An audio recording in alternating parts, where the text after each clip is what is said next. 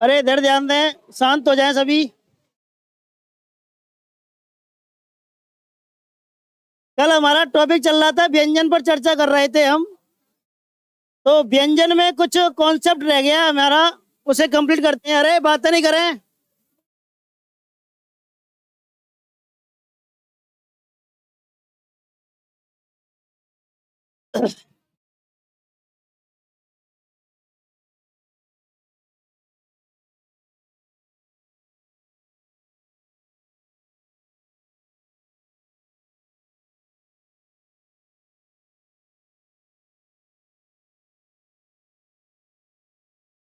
देख कर फटाफट।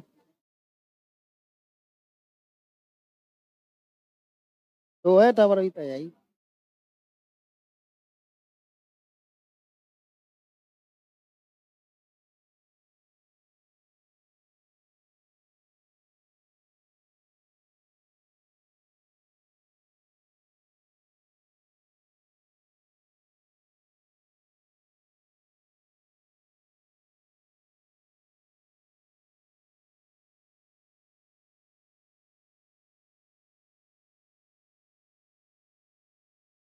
ध्यान दें इधर। कल हमने व्यंजन वर्णों की चर्चा की थी। तीन प्रकार के व्यंजन वर्ण पढ़े थे हमने।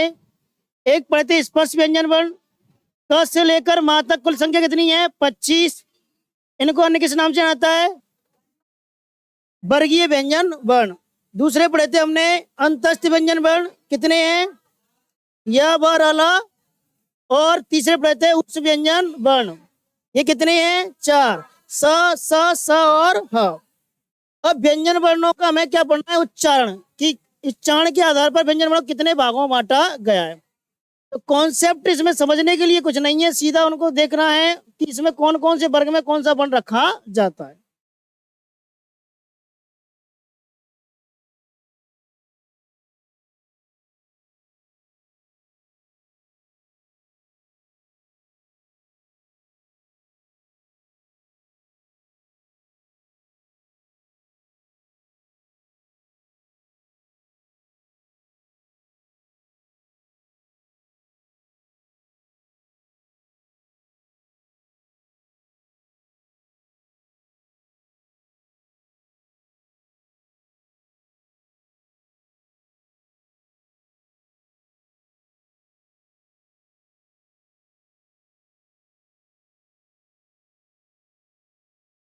अरे बात क्यों कर रहे हो इतनी?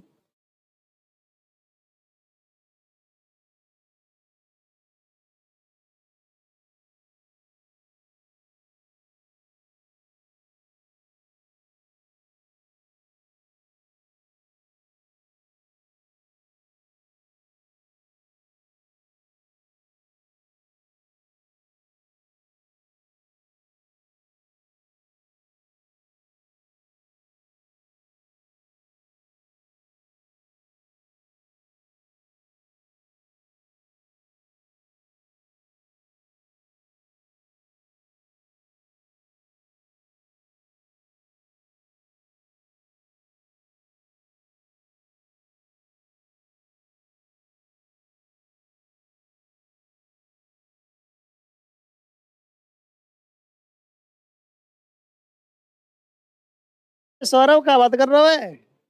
हैं?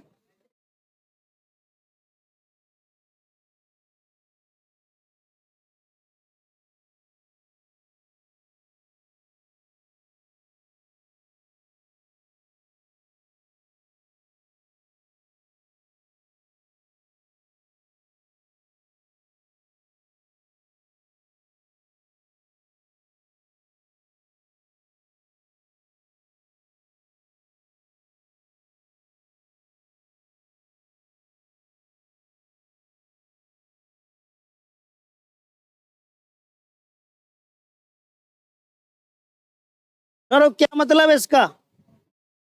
का वर्ग टावर टावर पावर के प्रारंभिक चाचा वर्ण कौन से वर्ण कहलाते हैं? स्पर्शी व्यंजन वर्ण कहलाते हैं। मतलब क्या है इसका?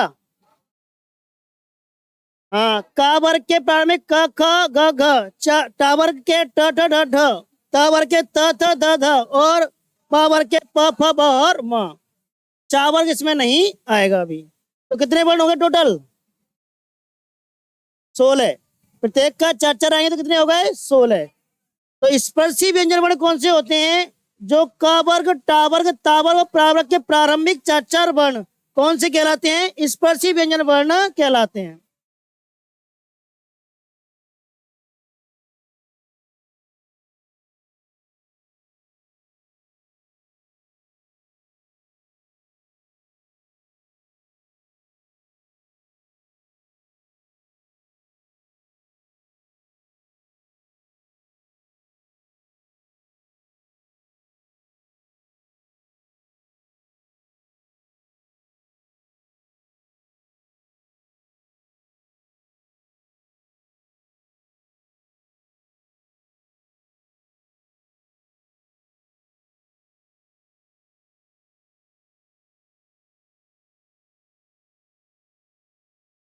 संघर्षी में कौन से आएंगे आपके?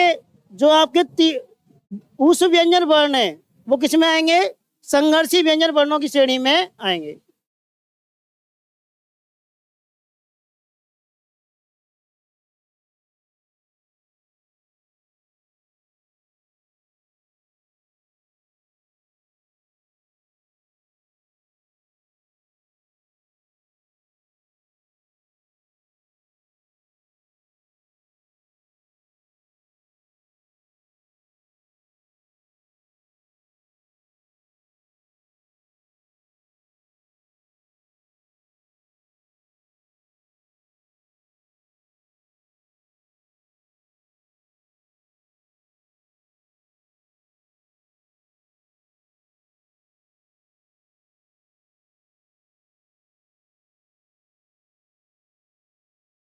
चा वर्ग रह गया था अभी, तो चा वर्ग के प्रारंभिक चार वर्ण किसमें आएंगे? स्पर्श संघर्षी व्यंजन वर्ण में आएंगे। तो स्पर्शी व्यंजन वर्ण कौन कौन से हैं? क, ट, त एवं पा वर्ग। इन चारों वर्गों के प्रारंभिक चार चार वर्ण, इसमें अभी पंचम को शामिल नहीं किया हमने। तो प्रारंभिक चार चार वर्ण कौन से हमारे? स्पर्श संघर्षी। संघर्षी में कौन से आएंगे आपके? स, स, स और उस व्यंजन वर्ण है वो आप किसमें आएंगे? इसमें। तीसरा स्पर्श संघर्षी व्यंजन वर्ण कौन से हैं? चा वर्ग के प्रारंभिक चार चार वर्ण।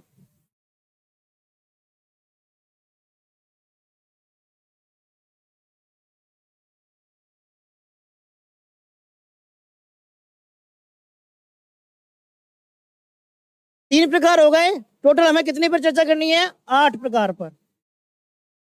नोट कर लिया?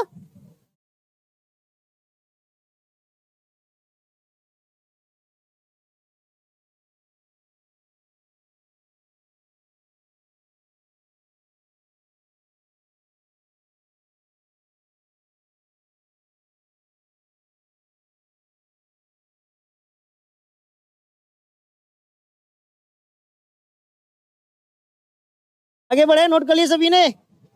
रुक जाए, हैं?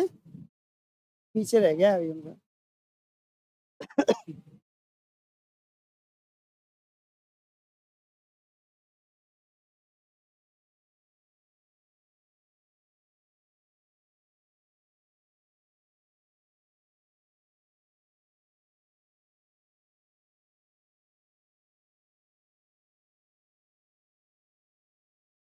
नंबर 4 लिखना, नासिक के व्यंजन वर्ण।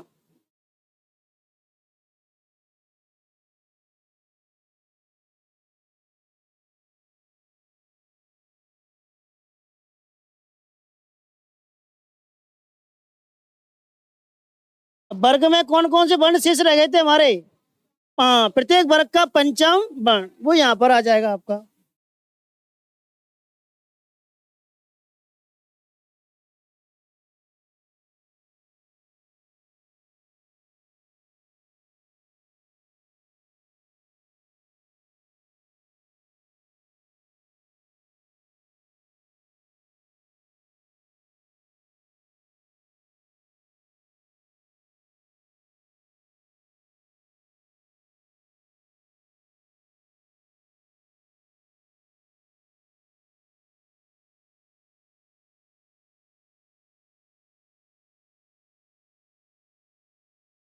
तो आपके पांचों जो पंचम वर्ण रह गए थे वो किसमें आएंगे? नासिक व्यंजन वर्ण की श्रेणी में आएंगे।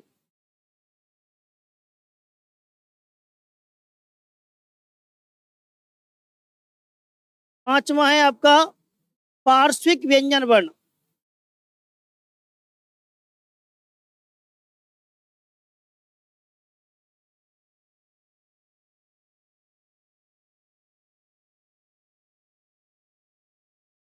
इसमें आपका जो वर्ण आता है वो आता है ल।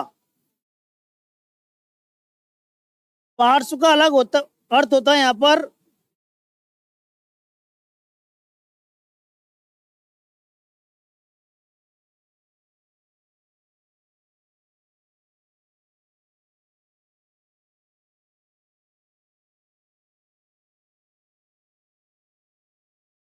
पार्श्व का शाब्दिक अर्थ होता है, क्या होता है, बगल। बगल का मतलब यहाँ पर जब ल वर्ण का उच्चारण करते हैं तो जो वायु है वो जीभ के दोनों ओर साइड जो जगह है उससे बाहर निकलती है, इसलिए पार्श्विक व्यंजन वर्ण कौन सा है, ल।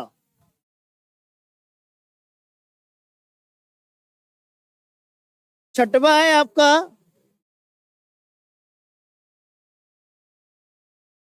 लुंड।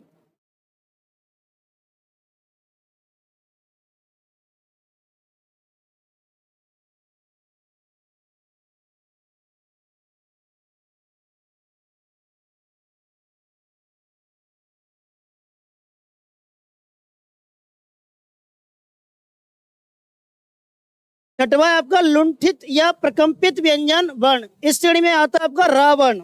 कौन सा आता है, र।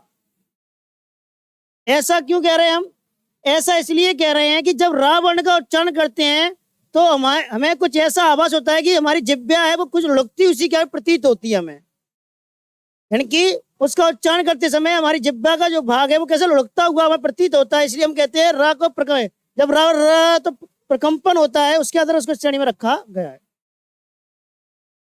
उसके बाद है आपका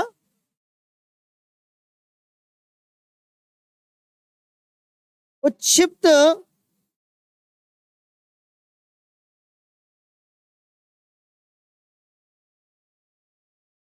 या ताड़न जात व्यंजन वर्ण।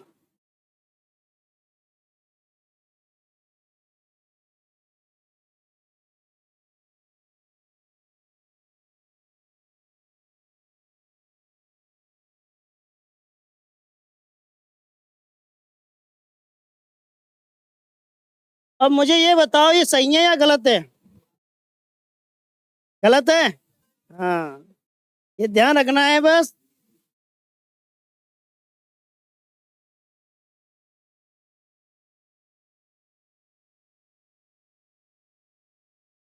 बगल में ही लगेगी, नीचे लगेगी, इसे कहती है नुक्ता। क्या कहती है इसको, नुक्ता। ये ध्यान रखना है, जब ये नुक्ता ड वर्ड के आगे लगा हुआ होगा तो ये इस वर्ण वर्ग का नहीं है, कौन से, का वर्ग का पंचम वर्ण है। का वर्ग का पंचम वर्ण है, उसमें ये नुक्ता काला होता है आगे। और जब ये नुक्ता नीचे लगा हुआ है तो ये उच्छिप्त ताड़नजात व्यंजन वर्ण है। और इस नुक्ते को मैं आगे लगा दूं तो फिर ऐसे लगा दूं मैं इसको, तो ध्यान रखना है ये अरबी फारसी जो शब्दावली है, वर्णमाला है, उसका व्यंजन वर्ण बन जाएगा ये। नुक्ता अगर आगे लगा हुआ है तो का वर्ग का क्या है, पंचम वर्ण। नुक्ता अगर नीचे लगा हुआ है तो उच्छिप्त ताड़नजात व्यंजन वर्ण। और नुक्ता अगर आगे लगा हुआ है तो अरबी फारसी वर्ण। लास्ट है इसमें आपका जो आठवां प्रकार है। अब ये भी ध्यान रखें, ऐसा कह क्यों रहे हम, तो जब इन वर्णों का उच्चारण किया जाता है तो हमारी जो जिह्वा है उसका आगे का भाग, जो नोक वाला भाग है, वो कुछ झटके से प्रतीत होती है कहते समय, यानी कि कुछ ऐसी प्रतीत होती है, हम झटके से कह रहे हैं उस वर्ण को, इसीलिए इसको कहते हैं उच्छिप्त या ताड़नजात व्यंजन वर्ण। लास्ट है आपका आठवां प्रकार संघर्षहीन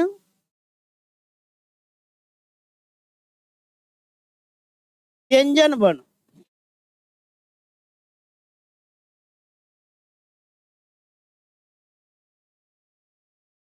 इसमें कौन से आएंगे आपके, तो यह और वह, ये दोनों वर्ण आपके इसमें आएंगे। कुछ संघर्षहीन व्यंजन वर्ण कौन है, यह और वह। ऐसा क्यों कह रहे हैं इनको, ऐसा इसलिए कह रहे हैं कि इन वर्णों का उच्चारण करते समय वायु है जो बिना किसी संघर्ष के क्या निकलती है, बाहर निकलती है, इसलिए इनको कहते हैं संघर्षहीन व्यंजन वर्ण। शब्दावली लिखानी रहा मैं आपको, केवल इससे ही इसके जो भाव है उसके समझ जाना कि ये वर्ण ऐसा क्यों कह रहे हैं हम इसको। लिख लिया आपने इनको, तो वही ना एक बार दोबारा से।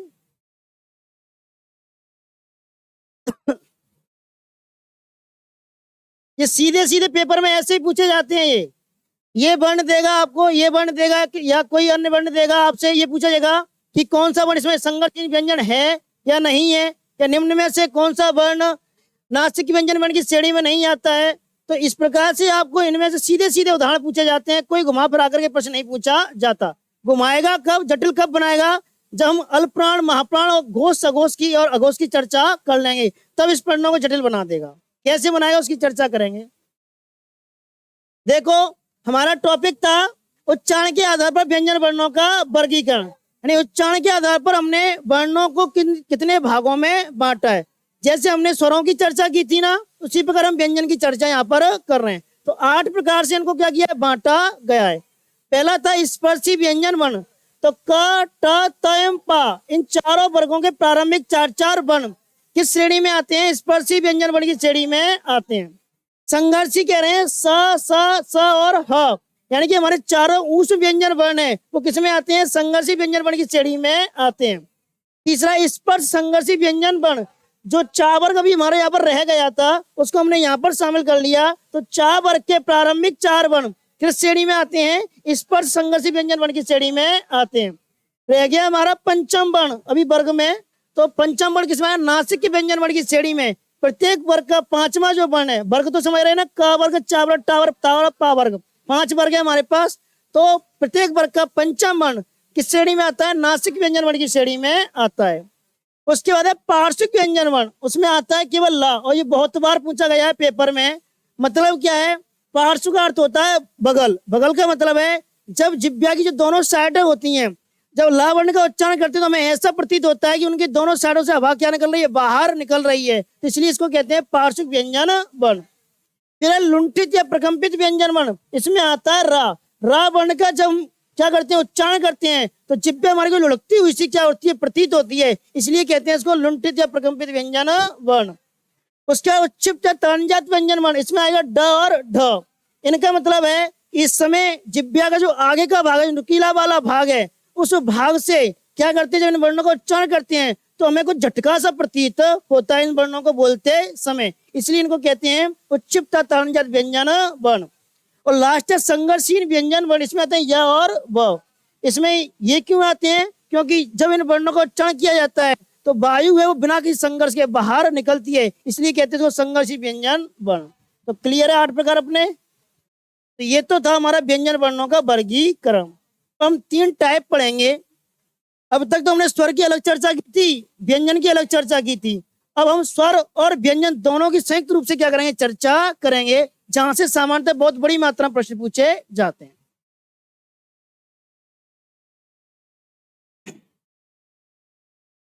सबसे पहली टाइप करेंगे हम, देखो 3 टाइप है, तीनों टाइप बता देता हूं पहले आपको। पहली टाइप पढ़ेंगे उच्चारण स्थान के आधार पर वर्णों का वर्गीकरण। अब मैं स्वर नहीं कह रहा, व्यंजन नहीं कह रहा, मैं कह रहा हूं डायरेक्ट कह रहा हूं वर्णों का वर्गीकरण। ना तो मैं स्वर की चर्चा कर रहे हैं यहाँ पर, ना व्यंजन की। अभी तक हमने चर्चा की थी, स्पेशली की थी, स्वरों की अलग की थी और व्यंजन की अलग की थी, दोनों को हमने संयुक्त रूप से नहीं जोड़ा था। अब मैं कह रहा हूं उच्चारण स्थान के आधार पर वर्णों का वर्गीकरण, तो इसमें स्वर भी आएगा और व्यंजन भी आएगा। दूसरा करेंगे हम कंपन के आधार पर वर्णों का वर्गीकरण। 2 प्रकार पढ़ेंगे हम, एक तो पढ़ेंगे घोष, एक पढ़ेंगे अघोष। एक पढ़ेंगे श्वास वायु की मात्रा के आधार वर्णों का वर्गीकरण, 2 प्रकार पढ़ेंगे, एक पढ़ेंगे अल्पप्राण और एक पढ़ेंगे महाप्राण। और उसी के साथ हमारे टॉपिक क्या हो जाएगा, समाप्त हो जाएगा।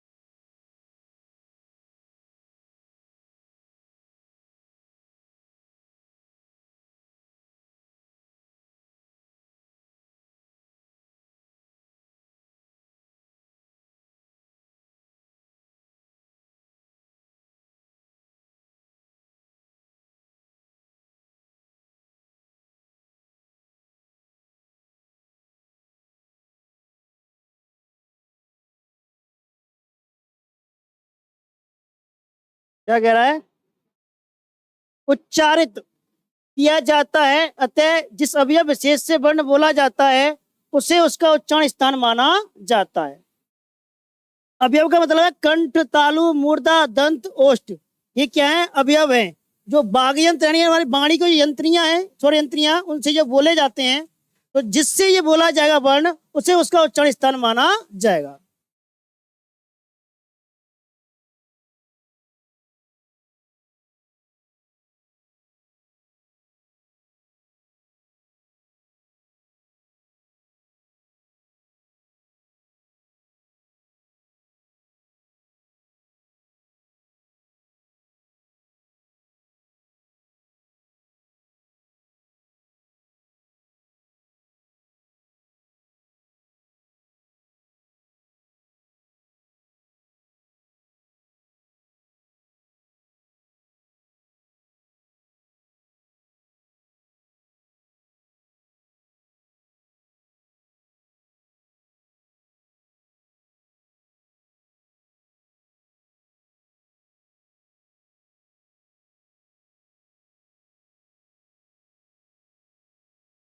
एक टेबल बनाना और उस टेबल में 3 line, 1 column, 2 column, 3 column, 3 column बनाना, ठीक है।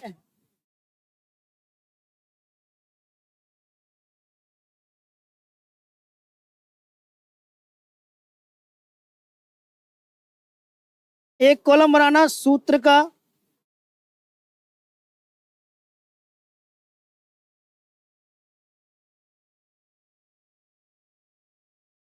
एक कॉलम बनाना वर्ण का, और एक कॉलम बनाना उच्चारण स्थान का।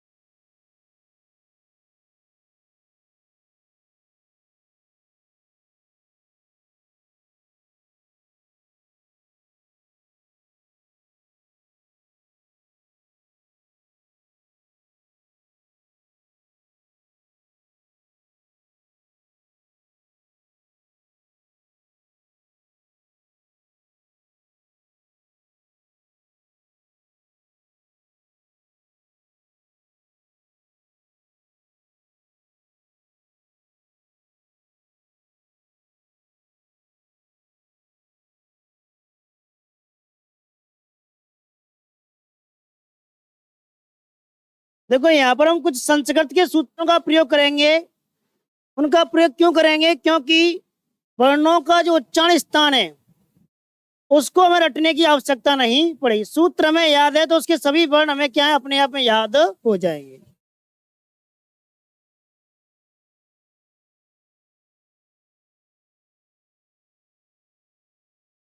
नोट कर लिया यहाँ तक? बड़े आगे पहला सूत्र लिखना, कुह विसर्जनीय नाम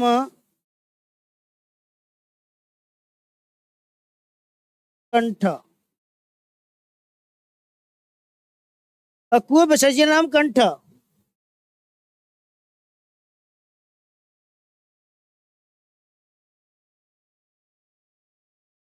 कुह विसर्जनीय नाम कंठ, ये हमारा पहला सूत्र है।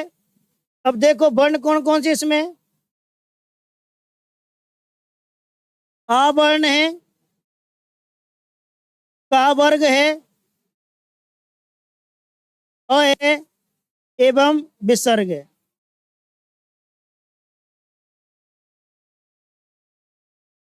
और उच्चारण स्थान किया है यहाँ पर कंठ।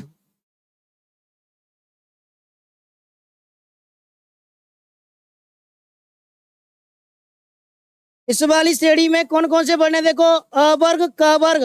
क वर्ग का मतलब पांचों वर्ण क वर्ग के, ह एवं विसर्ग। विसर्ग। और उच्चारण स्थान क्या पूछा है? कंठ।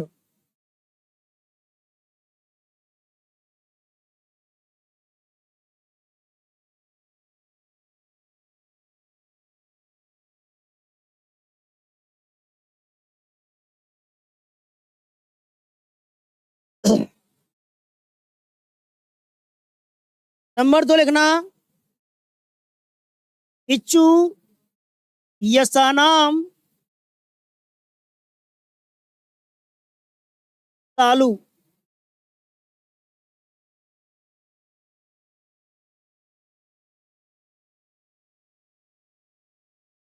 इच्छु यसानाम तालु, इसमें आएंगे आपके, देखो नाम से स्पष्ट हो रहे हैं वैसे तो, छोटी, बड़ी और च वर्ग, और क्या है? य, और क्या है? स। उच्चारण स्थान होता है इनका तालव्य। तालु होता है सामान्यतः।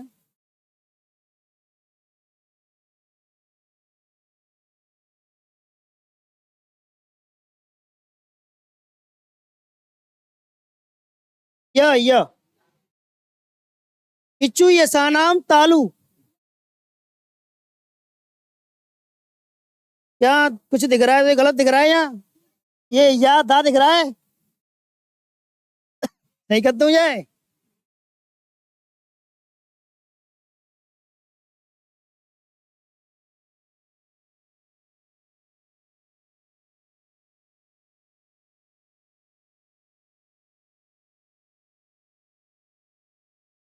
अब सही है।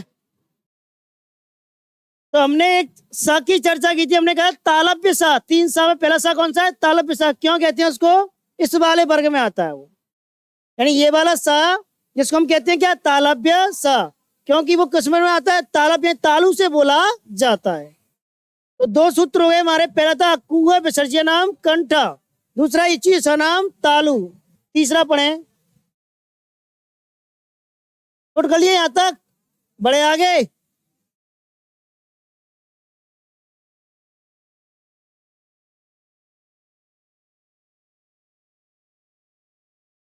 चलिए नोट। तो बढ़िया है जी, मोड़ी बढ़िया है, फास्ट तो हूँ है।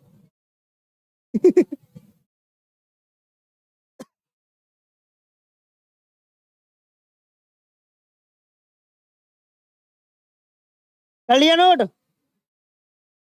जल्द साथ ही साथ ताड़ लिया करो। अच्छा, मैं आगे खड़ा हो जाता हूँ, ये काम सही है। तो है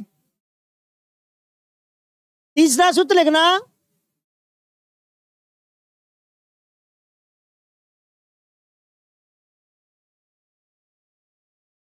ऋतु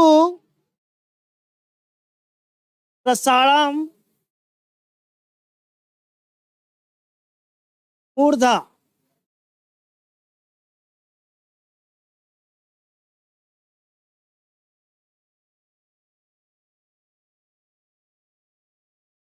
वर्ण कौन से आए इसमें? री, टा वर्ग,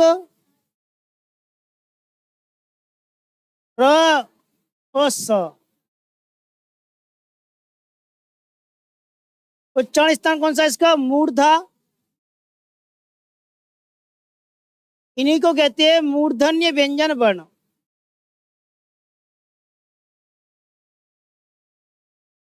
ऋतु रसायनम मूर्धा,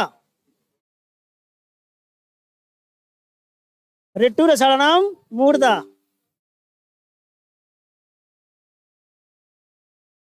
जिनने याद कर ले तो ब्याह पड़ोसी तो सीख जाएंगे।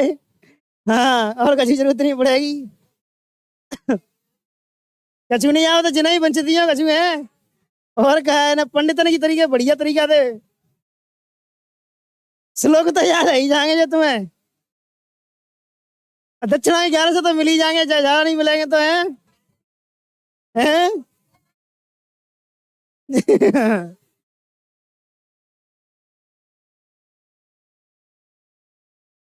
नंबर 4 लिखना,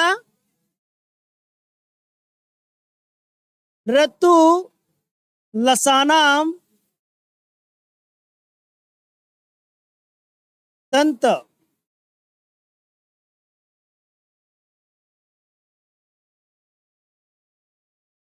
इसमें वर्ण आएंगे आपके ल। अब ल हिंदी में नहीं चलता, संस्कृत में चलता, ध्यान रखना बस। र ता वर्ग ल स। उच्चारण स्थान होता है इनका दंत, इन्हीं को कहते हैं दंत्य वर्ण।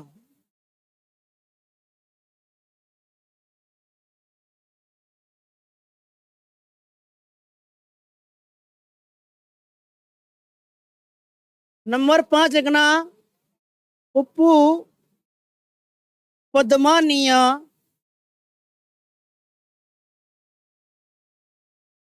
उपु पद्मानीय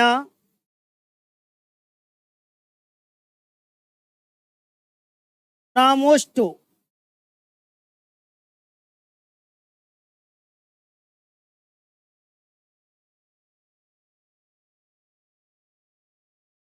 इसमें आते हैं आपके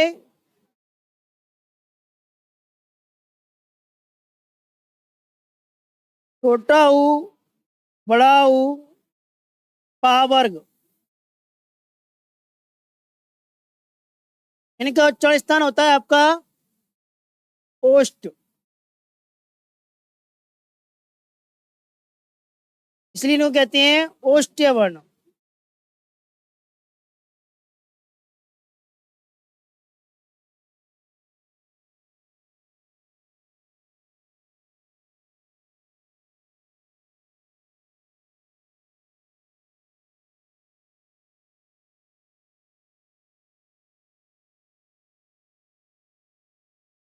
नंबर 6 लिखना, 5 हो गए, तीसरा था ऋतु रसानाम मूर्धा ऋतु रसानाम दंता उपपद्मानीय ओष्टो।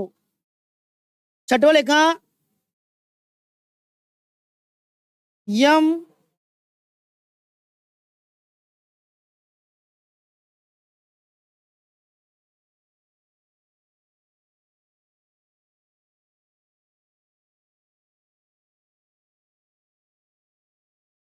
यम गणना नाम नासिका।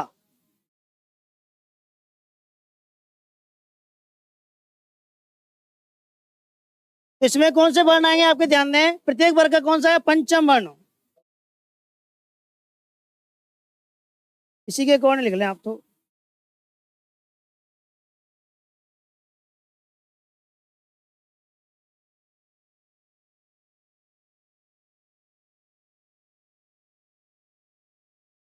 उच्चारण स्थान क्या होता है इनका नासिका।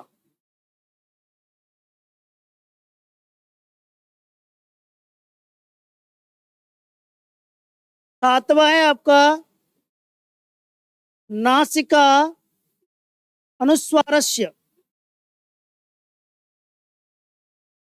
हाँ समझ में आ रहा हो, सवाल समझ में आएंगे, देखो कैसे आएंगे जी।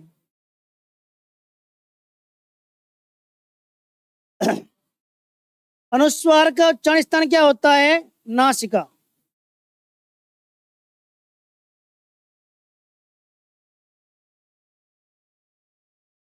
चाहे आप इसको ऐसे लिख लो।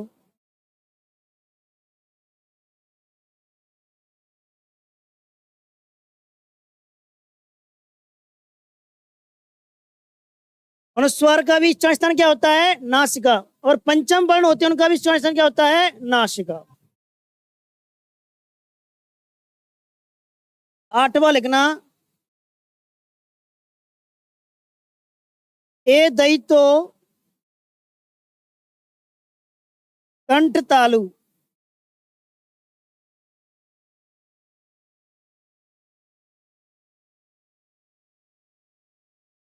इसमें वर्ण आएंगे आपके छोटी ये और बड़ी ये, इनका उच्चारण स्थान होता है कंठ तालु।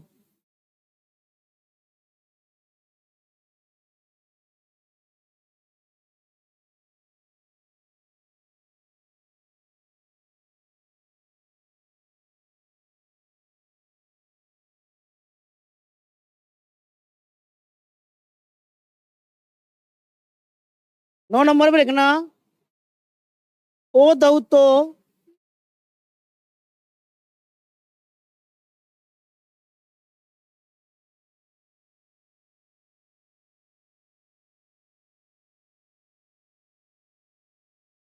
कंटोस्ट।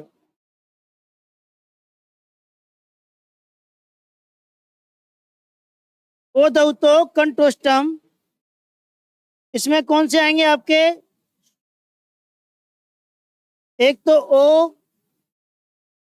दीर्घ, वो ह्रस्व, और एक दीर्घ। उच्चारण स्थान है कंटोस्ट।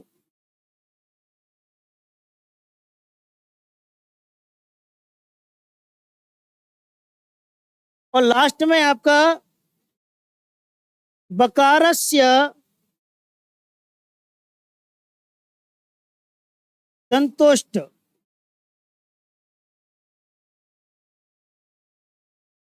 और इसमें आता है आपका कौन सा वर्ण? व। उच्चारण स्थान इसका दंतोष्ट।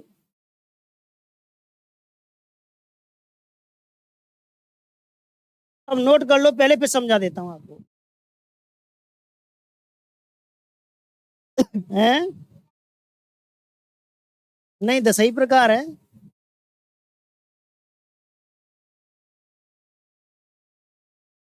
यहां से प्रश्न सीधे सीधे पूछे जाते हैं। कैसे पूछे जाते हैं कल प्रैक्टिस कराएंगे, तब अपने आप पता चलेगा कैसे प्रश्न पूछे जाते हैं।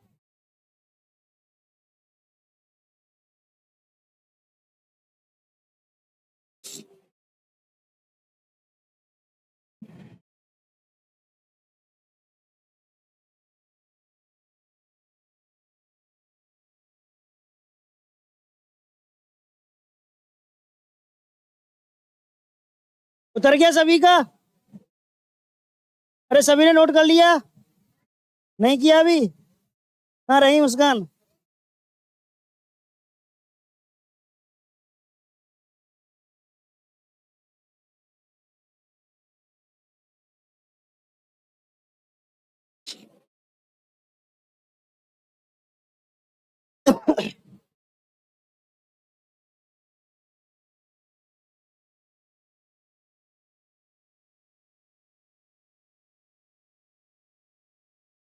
नोट हो गया सभी का? ध्यान दे तो इधर 1 मिनट के लिए सुने मेरी बात। यहां पर हम चर्चा कर रहे थे कि उच्चारण स्थान के आधार पर वर्णों का वर्गीकरण। मैंने आपको बताया था कंठ, तालु, मूर्धा, दंत, ओष्ठ, ये हमारे उच्चारण स्थान है। जहां से हम वर्णों को जब बोलते हैं तो कोई ना कोई वर्ण हमारे इन अवयव तंत्रों से टकरा करके क्या निकलता है? बाहर निकलता है। तो इसे हम कहते हैं प्रत्येक वर्ण का उच्चारण स्थान। अब मैंने कहा था आपसे, अभी तक हमने इधर दे, यस इधर ध्यान दे, अभी तक हमने चर्चा की थी कि अभी तक हमने स्वर और व्यंजन दोनों को अलग अलग पार्टों में क्या किया था? अध्ययन किया था।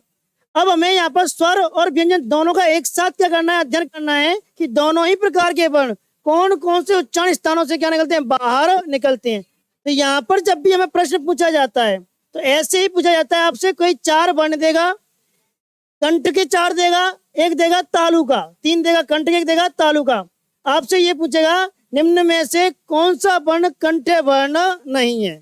तो हमें वहां पर ये पहचान करनी है कि कंठ वर्ण में कौन कौन से वर्ण आते हैं और कौन सा वर्ण तालव्य में आता है या तालु से बोला जाता है। तो सिर्फ इतना हमें ध्यान रखना है। यहाँ पर देखो, मैंने कहा था आपको कि सरलता के लिए हमें ये, हालांकि संस्कृत के सूत्र है, जब आप रीट का पेपर देंगे और संस्कृत विषय को लेंगे आप, 2 प्रकार की लैंग्वेज होती है उसमें, या तो हम अंग्रेजी लें या हम संस्कृत लें या उर्दू लें। 3 ऑप्शन है हमारे पास, पंजाबी भी ले सकते हैं। तो यहाँ पर जब हम उनको पढ़ेंगे वर्णमाला को तो हमें इसको सूत्र ध्यान आएंगे। अब सूत्रों का प्रयोग हम यहाँ पर भी कर सकते हैं। क्यों कर सकते हैं? क्योंकि हमें ये रटने की आवश्यकता नहीं है। अगर हमें 10 सूत्र याद हैं तो हमें वर्णों को रटने की आवश्यकता नहीं है। क्यों नहीं है? देखो, मैंने कहा आपसे हमें ये पता लगाना है कंठ वर्ण कौन कौन से हैं। हमें याद नहीं है, वैसे रटेंगे काबर के 5 वर्ण, फिर हा एवं विसर्ग। उससे बढ़िया है सूत्र याद है, अकुआ विसर्जिया नाम कंठा, अकुआ विसर्जिया नाम कंठा।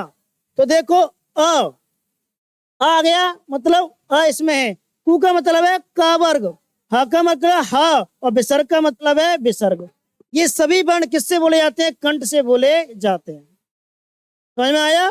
मैंने कहा सूत्र क्या है? अकुआ विसर्जन नाम कंठ, मतलब आ, का वर्ग, ह एवं विसर्ग, इन वर्णों का उच्चारण स्थान क्या होता है? कंठ होता है। तो आपसे अगर पूछा कंठ वर्ण कौन कौन से हैं, तो अ है क वर्ग के पांचों वर्ण, क, ख, ग, घ, अंगे और ह एवं विसर्ग, इनका उच्चारण स्थान क्या होता है? कंठ होता है। पता चल गया कैसे प्रयोग करना है हमें। दूसरा इच्छु ईसा नाम तालु, तो यहाँ पर ई अकेली नहीं है, ई का मतलब है दोनों ई की बात हो रही है, ह्रस्व ई और दीर्घ ई। च वर्ग या और स, ई चा वर्ग या और स, ई चा वर्ग या और स, इनका उच्चारण स्थान क्या है? तालु या तालव्य। और आपसे पूछा है तालव्य वर्ण कौन कौन से हैं, तो आप स्पष्ट बता सकते हो ई चा वर्ग या और स। वर्ण हम रटने के लिए बैठेंगे, हो सकता है हमारे दिमाग से निकल जाए, क्योंकि पेपर में जब बैठते हैं तो हमारा दिमाग पे अलग ही प्रेशर होता है वहां पर। तो कभी कभी वर्ण सरल होते हैं लेकिन क्या हो जाते हैं? गलत हो जाते हैं। अब चार ऑप्शन जब मिलेंगे हमें तो हम खुद कंफ्यूज हो जाए, क्या पता। लेकिन ये याद है हमें, तो जरूरी नहीं है कि हमें वर्ण रटने पड़े। इसके माध्यम से हम उसको आसानी से पहचान सकते। इसमें ये वर्ग आ ही नहीं रहा है, ई चू ये नाम तालु, ई वर्ग आ रहा है, चा वर्ग आ रहा है, या आ रहा है और सा आ रहा है। इनके अलावा वर्ग में कौन सा भी दिख रहा है वो मतलब किसी अन्य उच्चारण स्थान से बोला जाता है। क्लियर है? देखो तीसरा है ऋतु रसाणाम मूर्धा, तो री आ गया इसमें, टा वर्ग आ गया, र आ गया और सा आ गया। तो मैंने क्या लिखा? री, टा वर्ग, र और सा। वर्ग का मतलब समझ जाना, पर के पांचों वर्ण है यहाँ पर। टा वर्ग लिख दिया तो इसमें केवल टा की बात हो रही है यहाँ पर, ये मत समझ जाना। टावर का मतलब पांचों वर्णों की बात हो रही है। र और स ये होते हैं हमारे मूर्धन्य वर्ण। देखो तीनों सा की चर्चा हो गई क्या? नहीं हुई अभी, एक सा रह गया अभी। देखो चौथा होता था लट्टू लसानाम दंता, तो ल हमारे लिए हिंदी में प्रयोग नहीं किया जाता, केवल किसमें प्रयोग किया जाता है? संस्कृत में। हिंदी की जो स्वर्ग वर्णमाला है उसमें ल का प्रयोग नहीं किया जाता, केवल संस्कृत वर्णमाला इसका प्रयोग किया जाता है। ता वर्ग आ गया इसमें, फिर कौन सा वर्ण है? ल, और एक कौन सा? सा। तो ल, ता वर्ग, ल एवं सा, ये कौन से वर्ण है? दंत वर्ण। तो तीन सा हो गए हमारे पास। अगर मैं आपसे पूछूं तालव्य सा कौन सा है, तो कौन सा है? ये वाला। अगर मैं आपसे पूछूं मूर्धन्य सा कौन सा, तो ये वाला। और दंत सा कौन सा, तो ये वाला। तालव्य सा, मूर्धन्य सा, दंत सा, इनको इनके नाम से भी याद रखना है हमें, क्योंकि डायरेक्ट कभी कभी प्रश्न पूछ लिया जाता है कि निम्न में से तालव्य सा कौन सा है, मूर्धन्य सा कौन सा है, दंत सा कौन सा है। फिर हमने कहा था उपपदमानीय नामोष्टो, उपपदमानीय नामोष्टो मतलब है छोटा ऊ, बड़ा ऊ, पावर्ग, ये कहां से बोले जाते हैं? ओष्ठ से बोले जाते हैं। अब देखो आप इनका उच्चारण स्थान करेंगे ना तो खुद महसूस करेंगे। जैसे अभी कहा था का वर्ग है, कंठ से बोला जा रहा है, तो इनका वर्णों का उच्चारण करेंगे आप तो आपको खुद ही अपने आप आभास होगा कि हमारे स्वर तंत्रियों में जो कंठ वर्ण अवयव है वहां से ही इनका उच्चारण स्थान हो रहा है। बोलो आप का, ख, ग, तो यहाँ पर जोर पड़ रहा है।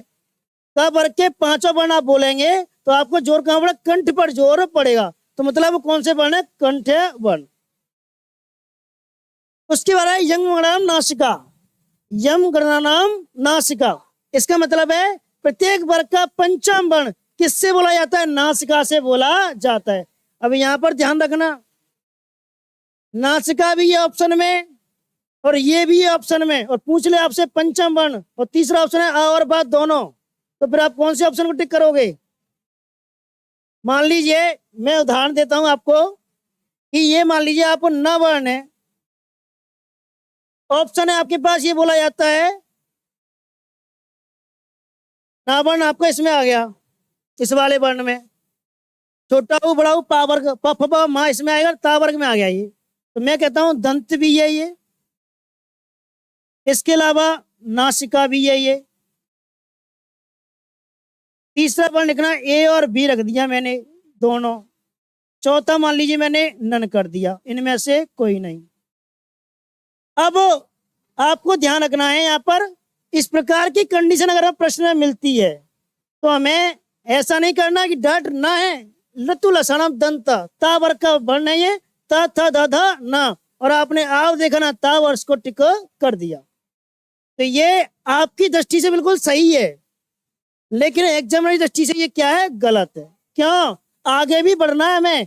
प्रश्न क्या कह रहा है, दंत भी है नासिका भी है। क्यों? प्रत्येक वर्ग का पंचम वर्ण नासिका से भी बोला जाता है। तो जब वो तीसरा ऑप्शन हमें ये दे रहा है कि ए और बी दोनों ही ऑप्शन में है, तो हमें फिर तीसरे वर्ण को क्या करना है, चॉइस करनी है। अगर यहाँ पर वो नासिका नहीं देता, यहाँ देता ओष्ठ, तो हमें कोई प्रॉब्लम नहीं थी। फिर हमें कोई प्रॉब्लम नहीं थी। क्यों? क्योंकि हमें पता है दंत से ही बोला जाता है, नावण इसमें तो आता ही नहीं है। फिर वहां पर ऑप्शन ये नहीं होता, फिर यहाँ पर तीसरा ऑप्शन कोई और होता, तो हमें क्या होता, फिर दंत वर्ण क्लियर मिल जाता हमें। तो ऐसे प्रश्न को क्या किया जाता है, थोड़ा सा घुमाने का प्रयास किया जाता है। इसके बाद है नासिका। अनुस्वार का उच्चारण स्थान भी क्या होता है, नासिका। हम जब भी अंकी बिंदी का प्रयोग करते हैं, तो अंकी बिंदी का मतलब है कि नासिका कहते हैं, वो अनुस्वार कहते हैं उसको, और अनुस्वार का उच्चारण स्थान क्या होता है, नासिका। ए दई तो कंठ तालु, छोटी है बड़ी है, इसका उच्चारण होता है कंठ तालु। बताओ हम इसको कंठ तालु क्यों कह रहे हैं? दोनों से इसका उच्चारण होता है। क्यों? क्योंकि हमने जब आ ए बनाई थी, अ प्लस ई से मिलकर बनाई थी। ध्यान है, अ का उच्चारण स्थान क्या है, कंठ। ई का क्या है, तालु। अकुआ विसर्जन कंठा, अ का उच्चारण क्या है, कंठ। इचु नाम तालु, तालु क्या है, ई का उच्चारण स्थान। इसलिए दोनों का मिलाकर क्या बनता है, कंठ तालु। क्लियर है? इसी प्रकार देखो, ओ दौतु कंठोष्ठ, छोटा हो बड़ा हो। अब यहां पर भी हमने कहा था अ प्लस ऊ से मिलकर के क्या बना है, ओ। तो अ का उच्चारण स्थान क्या है, कंठ। ऊ का क्या है, ओष्ठ। उपु पद्मानीय नामोष्टो, तो इसलिए हमने इसको क्या नाम दिया है, कंठोष्ठ, क्योंकि कंठ और ओष्ठ दोनों से मिलकर के ये बना है। उसके बाद लास्ट है हमारा दंतोष्ठ, यानी कि बकारस्य दंतोष्ठ, ब वर्ण का उच्चारण स्थान दंत और ओष्ठ दोनों की सहायता से बोला जाता है, इसलिए इसको कहते हैं व। और सर्वाधिक पूछा जाने वाला प्रश्न है ये एग्जाम में। व वर्ण सर्वाधिक पूछा जाता है कि इसका उच्चारण स्थान कौन सा है, तो दंतोष्ठ इसका उच्चारण स्थान माना जाता है। तो पहली टाइप क्लियर है सभी को? कितने प्रकार पढ़े हमने, 10। 10 क्या पढ़े, सूत्र। पहला है अक्कु विसर्जनम कंठा, दूसरा इचु रसानाम तालु, तीसरा है लटु रसानाम मूर्धा, चौथा है लतु रसानाम दंता, पांचवा है उपु पद्मानीय नामोष्टो, छठवा है यमगणम नासिका, सातवां है नासिका अनुस्वारस्य, आठवां है एदयितो कंठ तालु, नौवां है ओदौतो कंठोष्ठ, और 10वां है बकारस्य दंतोष्ठ। तो ये थी हमारी पहली टाइप। दूसरी टाइप देखते हैं। देखो टाइम हो गया, गुरु जी नहीं आ रहे हैं आपके, गुरु जी कहीं गए हैं काम से, इसलिए इस टॉपिक को हम क्या करते हैं, खत्म करते हैं। 5 मिनट का टॉपिक और है बस।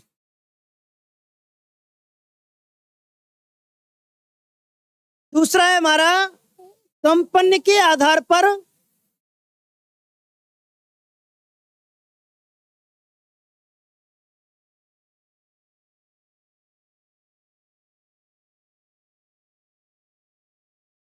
वर्णों का वर्गीकरण।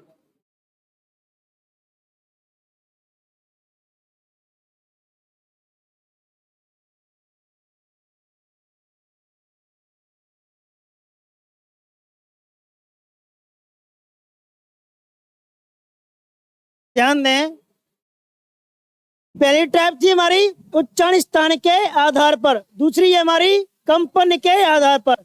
तो कंपन के आधार पर वर्णों को 2 भागों में बांटा गया है। तो देखते हैं इसमें लिखना, स्वर तंत्रियों में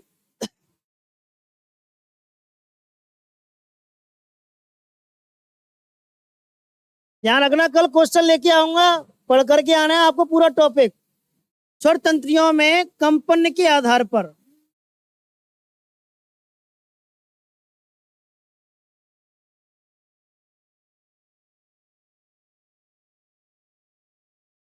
वर्णों को 2 भागों में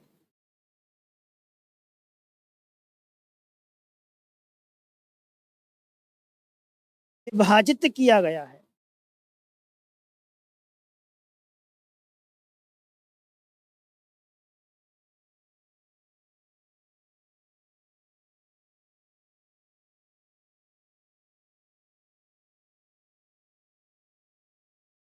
कौन कौन से दो भाग हैं आपके?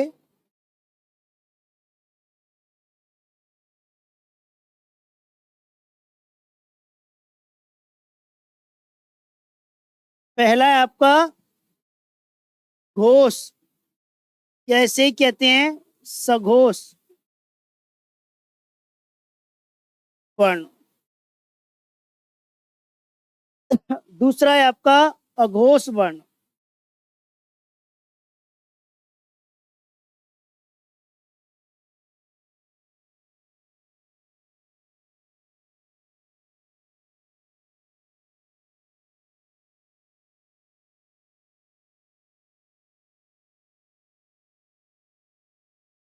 तीन सौ पैंतालीस प्लस य र ल प ह प्लस सभी स्वर।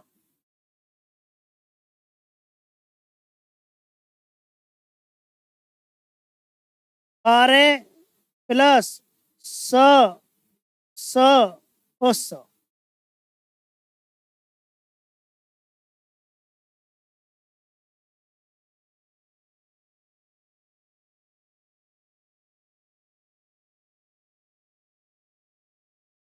तीन सौ पैंतालीस का मतलब समझ रहे हैं? कौन सी धारा लगी है 345? हाँ, तो 365 प्रत्येक वर्ग का तीसरा, चौथा और पांचवा वर्ण प्लस ह प्लस सभी स्वर। ये कौन से वर्ण है हमारे? घोष वर्ण। व्यंजन वर्ण नहीं कहूंगा, कौन से? घोष वर्ण। दूसरा है अघोष वर्ण। 12 का मतलब प्रत्येक वर्ग का पहला, दूसरा वर्ण, और तीनों क्या है इसमें? स स और स। अब मुझे ये बताओ, यहाँ पर कुल संख्या कितनी होगी, यहाँ पर कुल संख्या कितनी होगी? बताओ जल्दी।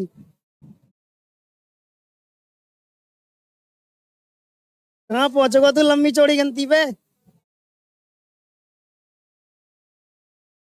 31 पक्का? इधर कितनी होगी?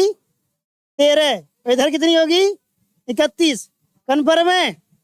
पक्का? कोई डाउट तो नहीं है किसी को? अच्छा, इधर की नहीं पता चल रहा? उन्होंने बताया है 13 इधर है और 31 इधर है।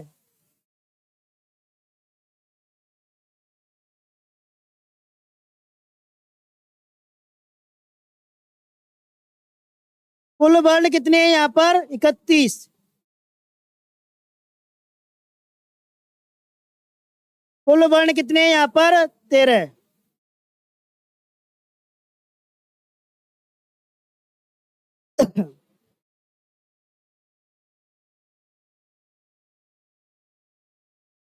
यहाँ पर कुल वर्ण कितने हैं? 31। यहाँ पर कुल वर्ण कितने हैं? 13।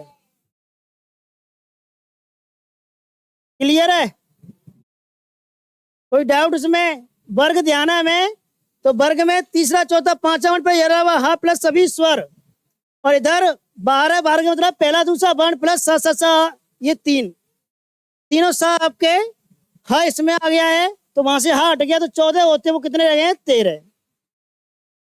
ये हमारे कौन से वर्ण है? कंपन के आधार पर हमने वर्ण दो भागों में बांटे हैं, एक घोष या सघोष, या कहें अघोष। तो घोष का मतलब है यानी कि इनमें हमें कंपन, यानी कि हमें स्वर तंतुओं कंपन क्या होता है? कम मात्रा में होता है, तो वो होते हैं घोष वर्ण। इनमें अधिक मात्रा में होता है अघोष वर्ण। क्लियर है? तो ये थी हमारी दूसरी टाइप।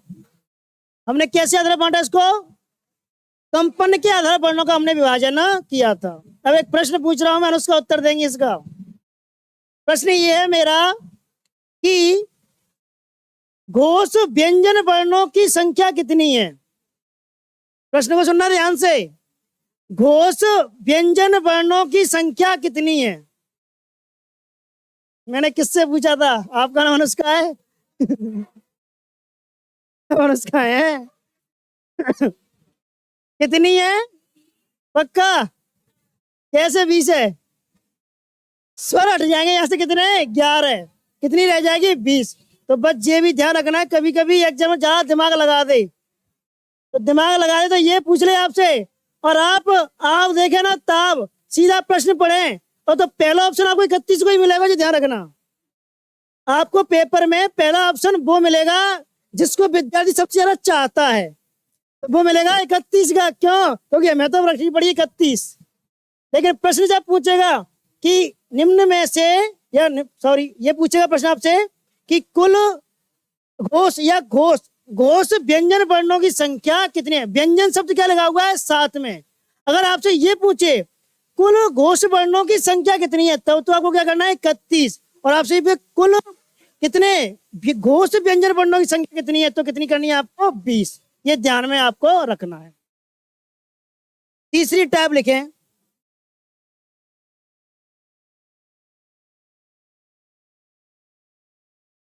है तो है, जान दो कहाँ जाएंगी।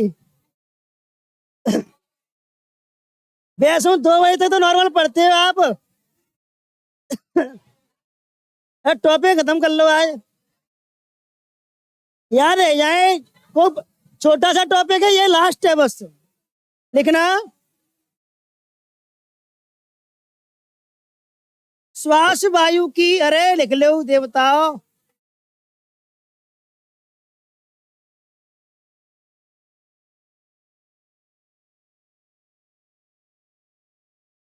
क्यों सोने की करके पीतर की कर रहे हैं? तो 2 मिनट का टॉपिक रहेगा हुआ।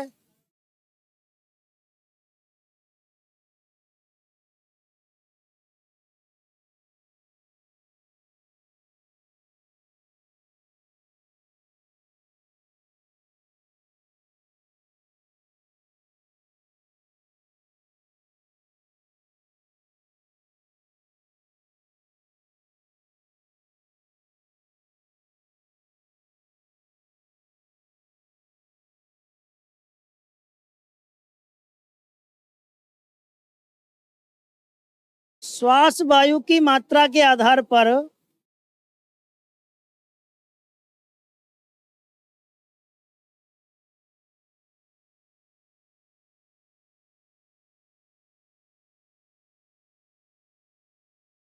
वर्णों को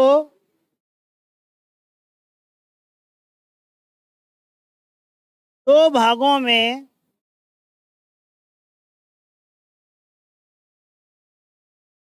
विभाजित किया गया है।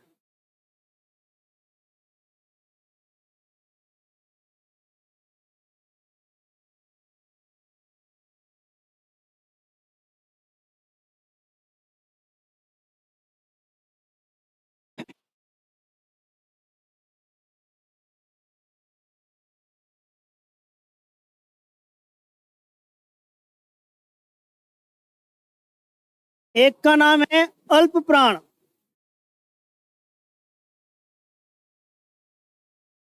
एक का नाम है महाप्राण। देखो डेफिनेशन नहीं लिखा है, समझ जाना। अल्प प्राण का मतलब है श्वास वायु का कम मात्रा में बाहर निकलना, तो वो कौन से है? अल्प प्राण। महाप्राण है श्वास वायु का अधिक मात्रा में बाहर निकलना। लिखाने की जरूरत है क्या? वैसे ही समझ जाना।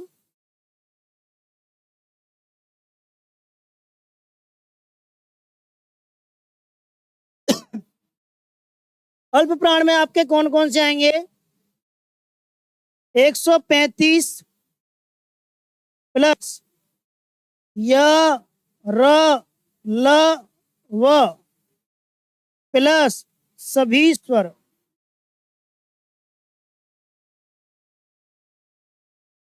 महाप्राण में है कि आपके 24 प्लस स स स और ह।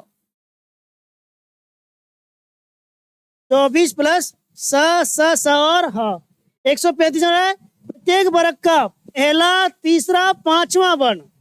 प्रत्येक वर्ग का पहला तीसरा पांचवा वर्ण किसमें आएगा? अल्प प्राण में। यह रल अंतस्थ व्यंजन वर्ण किसमें आएंगे? अल्प प्राण में। सभी स्वर किसमें आएंगे? अल्प प्राण में।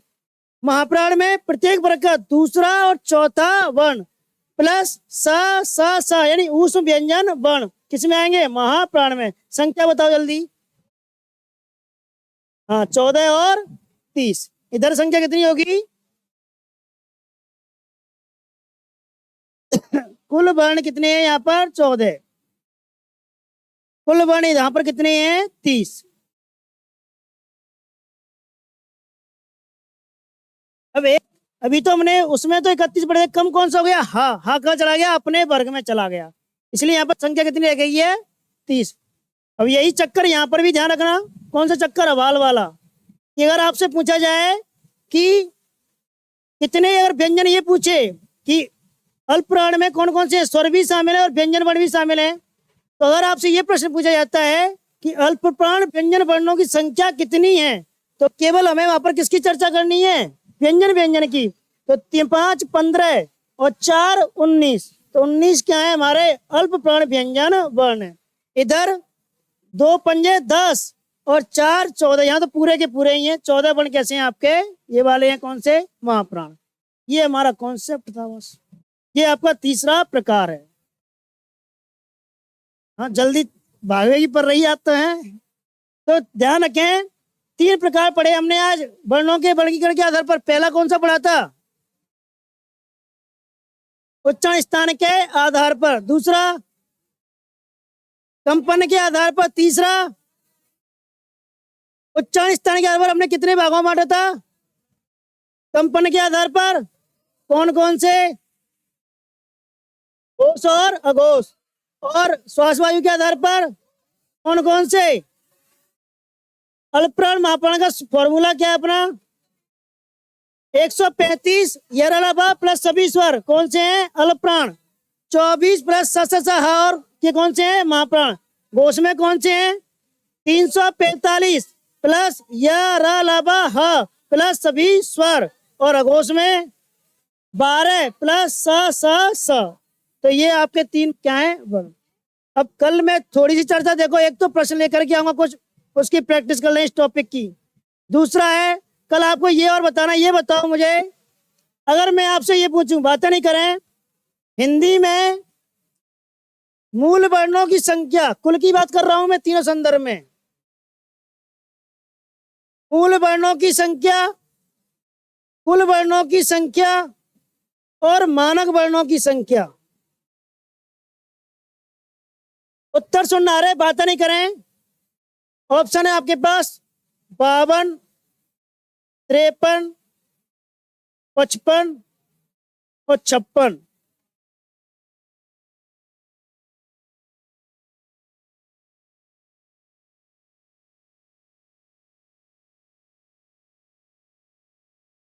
ये 4 ऑप्शन है आपके पास।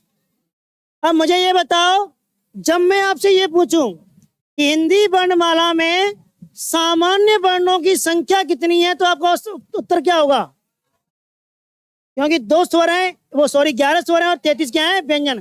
कुल कितने हैं? 44। अगर मैं आपसे ये पूछूं हिंदी वर्णमाला कुल वर्णों की संख्या कितनी है, तो आपका उत्तर क्या होगा? हाँ, तो ध्यान रखना, उत्तर क्या होगा? 52। क्यों 52 क्यों होगा? हाँ, 4 वो जुड़ जाएंगे और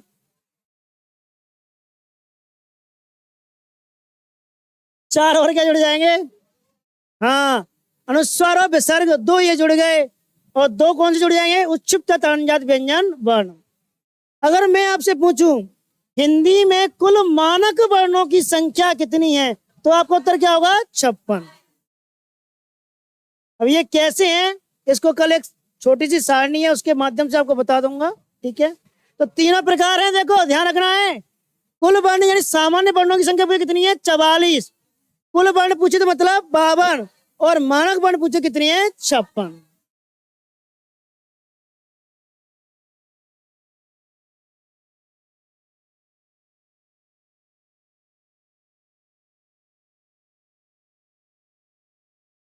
सचिन सर कुछ कहने के लिए आ रहे हैं, बंद मत करिए है अभी। सुने ध्यान से, देखो अभी आपकी विज्ञप्ति आई नहीं है और कभी भूख लग रही है, मुझे लगा था जल्दी में आज हिस्ट्री की क्लास नहीं है, इसलिए तो 2 शब्द सुन लें जो आपको ऊर्जावान बनाए रखें। ध्यान से, लव कुश को समर्पित है शब्द आए तो लिखे पहले भी हैं ये। जीत जाते हैं हम अक्सर उन पलों को, जीत जाते हैं हम अक्सर उन पलों को जिनके पीछे विश्वास दृढ़ होता है। जीत जाते हैं हम अक्सर उन पलों को जिनके पीछे विश्वास दृढ़ होता है। लगन अगर सच्ची हो तो लगन अगर सच्ची हो तो उस दूर आसमान में नजर चांद पर भी अपना अधिकार होता है। ध्यान रखना है। और सभी ये ध्यान रखें, इतने कमजोर नहीं है आप, सभी होशियार हैं, पढ़ने में तेज हैं। और ये भी ध्यान रखना, शाखों से टूट जाए वो पत्ते नहीं है हम, शाखों से टूट जाए वो पत्ते नहीं है हम, आंधियों से कह दो अपनी हद में रहे। तो हमें हर किसी को अपना चैलेंज दे करके चलना है, ठीक है। धन्यवाद।